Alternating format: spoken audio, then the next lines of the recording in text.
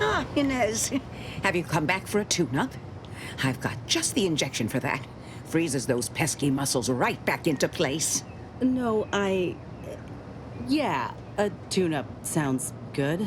I actually brought a few other grafting parts with me, if you reckon my arm can handle a stitch or two. Oh, these are pristine indeed. Is this of an ursopod? My, I haven't seen one of those in many years. Oh, and a mantis swarm hive. Hunting must be good wherever you ran off to. Yeah, you could say that. Since Doc's given her blessing, which do you reckon I go with? The ursopod's mucus gland could absorb some incoming damage, if you don't mind getting a little sticky. The mantis swarm hive, however, would be best for crowd control. Say the word, and I'll sick these little guys on any enemy in our vicinity. I'm intrigued by either option, really.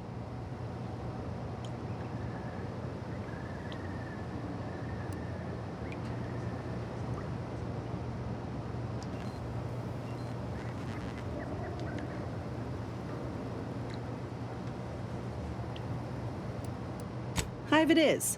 Just refrain from any buzzing jokes. Oh, the mantis swarm is a wonderful choice. Hold still, dear. There. I dare say you won't be needing any tune-ups in the near future. But I do trust you'll find an excuse to come by for the occasional visit. By the by, where did you find these parts? What is it, dear? You look, well, a bit like you've been stung by a terror ray. I've got ointment for that too, you know.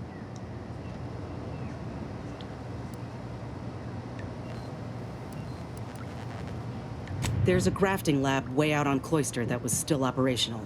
Till recently. I found it, Doc. And... Law. I ain't seen any horrors like that. Still operating? Inez, do you feel all right? The program was shut down more than 6 months ago. Any further funding would be in direct violation of Auntie's orders. I know what I saw. They were brutalizing folk and creatures.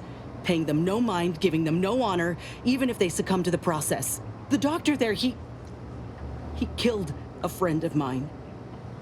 And you're telling me you knew nothing of it? Inez, I swear I didn't. That sounds... Oh, Sovereign's mercy, that sounds precisely like what I would protest with every breath.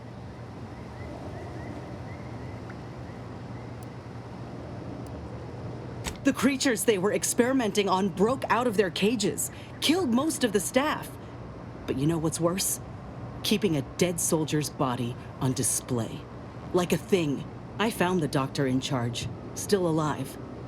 We spoke briefly, and I allowed him to live. On the condition that he redeems himself and uses his research for good. But this ain't the extent of it, I fear. I need to find out who's responsible for all Oh, Inez, I know you do. But with the program officially shuttered, it would be awfully difficult to ascertain which individual has the pockets to fund such a... Wait. Yes, that does shed light on a correspondence I received recently. A vice president sent a message asking for my presence and scientific expertise to discuss a unique opportunity.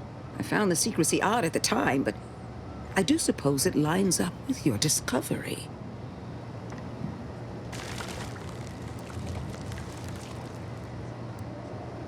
His name is Willard Konnen, VP of Experimental Operations. The very man who was in charge of the grafting program at its inception. He's... Oh, I know that look. If you mean to do something, I beg you. I just mean to have a little chat. I will be asking Willard to reform the grafting program. You heard from Dr. Rasmussen, right?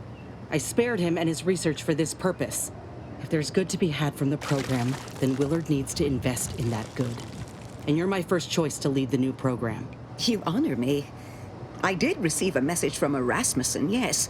He is on his way with research to hand over to me. But...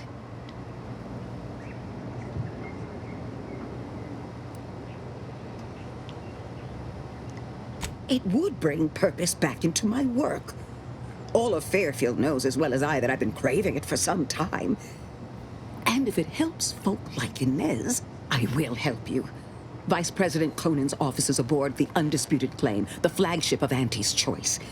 I do not know where exactly, as I've never been, but it's my understanding that you will need to present this calling card to gain entry. Inez, what you are doing is noble, and I wish you the greatest of successes. Thank you, Doc. Now, you get those grafting tools ready, because I ain't intending to fail.